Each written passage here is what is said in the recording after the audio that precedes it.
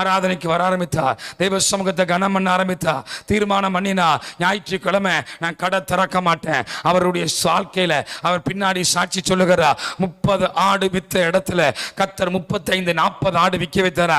என்ன தெரியுமா? இவருடைய கடைக்கு ஞாயிற்றுக்கிழமை ஆள் வராதான், புதன்கிழமை வருமா, வெள்ளிக்கிழமை வருமா, டெய்லி அவருக்கு வியாபாரமா. அவர் சபையில் வந்து சாட்சி சொல்ல ஆரம்பித்தா, என்றைக்கு நான் ஊழியக்காரருடைய சத்தத்துக்கு கீழ்ப்படிந்து ஆண்டவரை ஆராதிக்க ஆரம்பித்தனோ, என் முன்னிலைமை விட என் பின்னிலைமை தேவன் ஆசீர்வதித்திருக்கிறார். இன்றைக்கு கீழ்ப்படிங்க, ஆண்டவரை ஆராதிக்க கீழ்ப்படிங்க, கர்த்தருடைய வார்த்தைக்கு கீழ்ப்படிங்க. வேதத்தை படிக்கும் பொழுது ஆண்டவர் உங்களோடு பேசுவா. அன்பு தேவனுடைய பிள்ளைகளை, நீதிமொழிகளை படிக்கும் போது ஆண்டவர் பேசுவா. உலக சிநேகம் தேவனுக்கு விரோதமான பகை. இந்த சிநேகம் வேண்டாம். இவனோட போய் டீ குடிக்காதன்னு ஆண்டவர் சொல்லிட்டாருன்னா குடிக்காத. அவனோட சேர்ந்து பைக்கில் போகாதன்னு சொல்லிட்டாருன்னா போகாத. ஆண்டவரை என் ரொம்ப நெருங்கின நண்பன் ஆண்டவரே, என்னுடைய உயிர் தோழன் ஆண்டவரே, ஆண்டவர் சொல்லிட்டாரா, விலகி வா, கீழ்ப்படி. ஆண்டவர் கவனிப்பா. நீ கீழ்ப்படிந்து பாரு. நீ விட வேண்டியதை விடு, நண்பர்களை விடு, எல்லாத்தையும் விட்டுட்டு வா. கர்த்தர் உன்னை வாளாக்காமல் தலையாக்குவா. வேதம் சொல்லுகிறது, ஈசாக்கு வர வர அவன் ஐஸ்வர்யவானாகி அவன் மகா பெரியவன். பக்கத்துல கையை பிடி சொல்லுங்க, வர வர கர்த்தர் உங்களை ஆசீர்வதிப்பார். கீழ்ப்படிய கீழ்ப்படிய கர்த்தர் உங்களை ஆசீர்வதிப்பார். ஆமென் சொல்லுங்க. கீழ்ப்படிய கீழ்ப்படிய கர்த்தர் உங்களை ஆசீர்வதிப்பார். ஆமென். அல்லேலூயா. இரண்டாவது, ஆண்டவர் யாரை ஆசீர்வதித்தார்? அதே ஆதியாகம புத்தகத்தில் வரும்பொழுதே வேதம் சொல்லுகிறது. ஆதியாகம புத்தகம் 39வது அதிகாரம் 1ஆம் வசனத்தை, பிக்கப்பட்டவன் எங்க கொண்டு போகப்பட்டான்? எகிப்து கொண்டு போகப்பட்டான். ஈசாக்கு எகிப்துக்கு போகாதுன்ட்டார். ஆனா கர்த்தர் இவனை எகிப்துக்கு கொண்டு போகப்பட்டான். அப்ப அவங்க வாங்கினவங்க அண்ணமார் வித்துட்டாங்க. அண்ணமார்கிட்ட ஒருத்தன் வாங்கிட்டு போறான், அவன் விற்கிறான். அவன் வேற எங்கேயாவது போயிருக்கலாம். அவன் எந்த தேசத்துக்கு போறான்? எகிப்து தேசத்துக்கு போறான். இவனை வாங்கினவன் இஸ்மவேல் இடத்துல விலைக்கு வாங்கினான். இஸ்மவேல் யாருன்னு உங்களுக்கு தெரியும். இஸ்மவேல் யாருன்னு உங்களுக்கு தெரியும். ஆபிரகாமுடைய மகன் தான் ஒரு பக்கம், ஆகார் பெற்றெடுத்த இஸ்மவேல். இப்ப அவன் வியாபாரம் பண்ணிக்கிட்டு இருக்கிறான். அவன் என்ன வியாபாரம் பண்றான்? ஆளை வாங்கி விற்கிற வியாபாரம். ஆளை வாங்கி விற்கிற வியாபாரம். அந்த இடத்துல யார் இப்ப இந்த குழியில் விழுந்திருக்கிறா?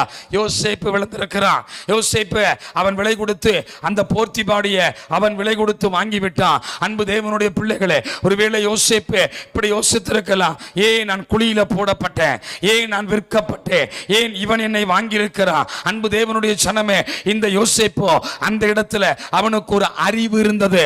என்ன அறிவு? கர்த்தரை அறியாமல் எங்களுடைய வாழ்க்கையில ஒன்றும் சம்பவிக்காது. அல்லேலூயா. கர்த்தரை அறியாமல் என் தகப்பன் விட்டு கர்த்தர் பிரிக்கல. கர்த்தரை அறியாமல் என் சகோதரர்களை விட்டு கர்த்தர் பிரிக்கல. கர்த்தரை அறியாமல் நான் விற்கப்படல. நம்முடைய ஆண்டவர் விற்கப்பட்டார். எத்தனை வெள்ளிக்காசுக்கு? 30. இவன் எவ்வளவுக்குள்ள கேட்கப்பட்டான்? 20 வெள்ளிக்காசுக்கு. சகோதரர்கள் வாங்கிட்டு போயிட்டாங்க. 20 வெள்ளிக்காசுக்கு இயேசு கிறிஸ்து விற்கப்பட்டார். ஆனால் இயேசு தலைக்கு மூலக்கல்லார் ஆவார் என்று சொல்லி யாரும் அறியாமல் புரியாமல் இருந்தார்கள். எல்லாரும் யோசித்தாங்க, அவ்வளோதான், எல்லாம் கிறிஸ்தவ மார்க்கம், எல்லாம் முடிய போகுது, கல்வாரியோட எல்லாம் சாப்டர் க்ளோஸ்ட் அப்படின்னு யோசித்தாங்க. அன்பு தேவனுடைய பிள்ளைகளே, ஆனால் பெரிய அற்புதம் இருந்தது, பெரிய அதிசயம் காத்திருந்தது. நீங்களும் நானும் இந்த காலவேளையில விளங்கி கொள்ள வேண்டும். யோசேப்பு அவன் கிளைகள் ஓங்கி படரும். யோசேப்பு விற்கப்பட்டவன். இப்ப யாரு? யோசேப்பினுடைய வேலை, அந்த வீட்டில் வேலை செய்யணும். அவன் என்ன வேலை கொடுத்தான்னு தெரியல. ஒரு வேலை இப்படி யோசித்து பார்த்தா, அவனை முதல்ல கொண்டு வந்திருக்கிறாங்க. அவனுக்கு என்ன வேலை கொடுத்துருப்பாங்க? டாய்லெட்டை கிளீன் பண்ண விட்டாங்களா? நெல் அறுக்க விட்டாங்களா? புல் அறுக்க விட்டாங்களா? மாடு மேய்க்க விட்டாங்களா? ஆடு மேய்க்க விட்டாங்களா? எதை கழுவ விட்டாங்க தெரியாது. பாத்திரத்தை கழுவ விட்டாங்களா? சமையல்காரனுக்கு ஹெல்ப்பா விட்டாங்களா? இல்ல எந்த இடத்தை இதெல்லாம் பெருக்கி சுத்தப்படுத்து என்று சொன்னார்களா? தெரியாது. எந்த வேலை கொடுத்தாங்களோ தெரியாது. ஆனா யோசேப்போடு கூட கர்த்தர் இருந்தா. நீங்க 2ஆம் வசனத்தை படிக்கும் போதே இந்த கர்த்தர் இருக்காருன்னு எப்படி அவனுக்கு தெரியும்? போர்த்திபாருக்கு எப்படி தெரியும்? எப்படி தெரியும்? அவன் சொல்றான், கர்த்தர் அவனும் கூட இருக்கார். யார் இருக்கிறா? கர்த்தர் அவன் கூட இருக்கிறார். திருட்டாவி இல்லை, சோம்பேறித்தன ஆவி இல்லை. சில சொல்லுவாங்கல்ல, சில சொல்லுவாங்க தானே, சோம்பேறி, ஒரு வேலை செய்யாது, படுத்து படுத்து உறங்கிக்கிட்டு இருக்கோம். அப்படி இல்லை.